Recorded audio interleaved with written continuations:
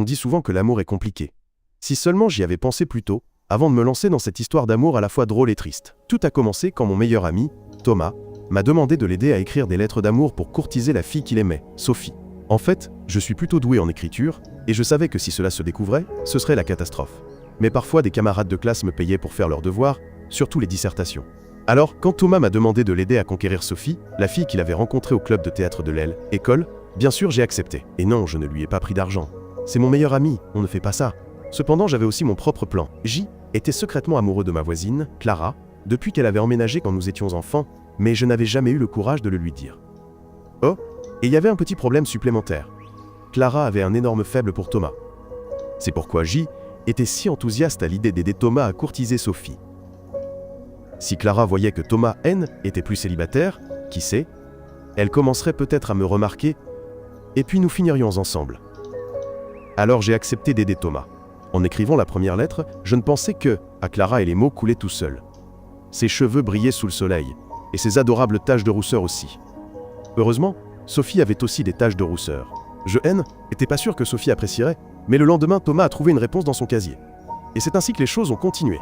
Chaque jour, écrivait une lettre pour Thomas, et il était clair que Sophie tombait progressivement amoureuse de la personne qu'elle pensait être Thomas. Mais un jour, Thomas est venu me voir l'air inquiet. Il m'a dit que Sophie voulait un vrai rendez-vous. Il était paniqué, disant qu'il ne pourrait jamais faire semblant d'être aussi intelligent et drôle que dans les lettres.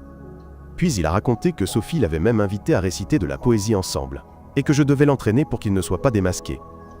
Je pouvais le faire.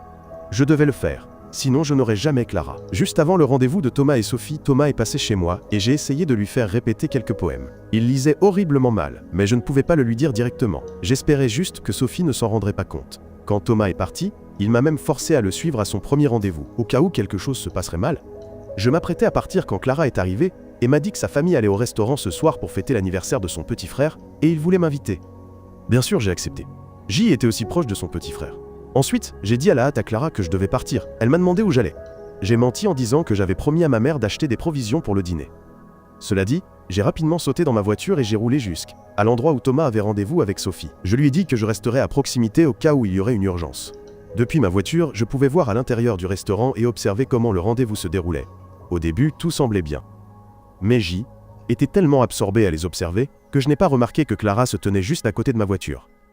Quand elle a frappé à la fenêtre, j'ai eu un sursaut, manquant de sauter de mon siège.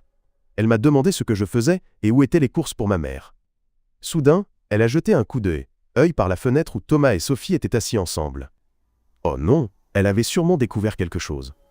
Pendant que j'étais figé, elle s'est retournée vers moi, les yeux écarquillés de stupéfaction. « Tu espionnes le rendez-vous de Thomas et Sophie ?» Puis elle est montée dans ma voiture et m'a bombardé de questions, paniquée. Que font-ils? C'est un vrai rendez-vous? Comment se fait-il que je n'en savais rien? Oh là là, Sophie est ma meilleure amie? Comment a-t-il pu faire ça? J était muet, incapable de dire un mot. Elle m'avait pris en flagrant délit. Mais ensuite, je lui ai demandé ce qu'elle faisait là. Elle a dit qu'elle était venue pour les préparatifs de la fête d'anniversaire de ce soir. Elle était encore très en colère. Quoi qu'il en soit, quand elle était dans ma voiture, mon cœur a commencé à battre la chamade. C'était peut-être ma chance. Peut-être que je devais lui avouer mes sentiments. Quand je me suis tourné pour lui faire face, j'ai réalisé qu'elle regardait mon téléphone. J'ai vite essayé de l'attraper, mais il était trop tard. Thomas venait de m'envoyer un message. Et il était affiché à quel écran. Au secours! Quel était le poème de la dernière lettre que tu as écrite? Elle est sur le point de tout découvrir. Il semblait que Clara avait compris toute l'histoire. Elle a bondi hors de la voiture si vite que je n'ai pas pu l'arrêter. Elle a couru vers le restaurant et s'est dirigée droit vers Sophie. Thomas venait d'aller aux toilettes, il était donc pas là. Et quand Clara a dit quelque chose à Sophie, j'ai vu Sophie commencer à pleurer. Était un vrai désastre. Et puis le pire est arrivé. Thomas est revenu et Sophie a commencé à lui crier dessus. J'ai vite démarré ma voiture et suis parti. Je ne pouvais pas supporter cette scène, tout était de ma faute. Le lendemain, quelque chose de fou s'est produit. Je me suis réveillé et j'ai reçu une demande d'amie de Sophie. J'ai accepté la demande et elle m'a immédiatement envoyé un message, disant qu'elle était vraiment tombée amoureuse de moi et qu'elle ne pouvait pas oublier mes poèmes. Je me sentais terriblement coupable. Comment réagirait-elle si elle savait que j'avais pensé à Clara pendant que J écrivait ses lettres? Personne ne savait que j'aimais Clara, et j'ai décidé qu'il valait mieux garder le secret. Maintenant, Thomas ne me parle plus, et Clara est furieuse contre moi pour avoir aidé Thomas. Était la pire situation de tous les temps.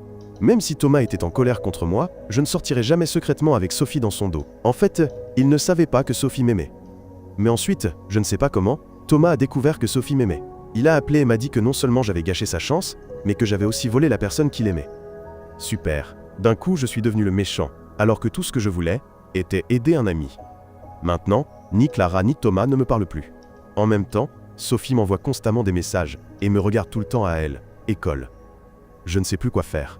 J'ai perdu mon meilleur ami et la personne que j'aimais, et en échange, j'ai une harceleuse.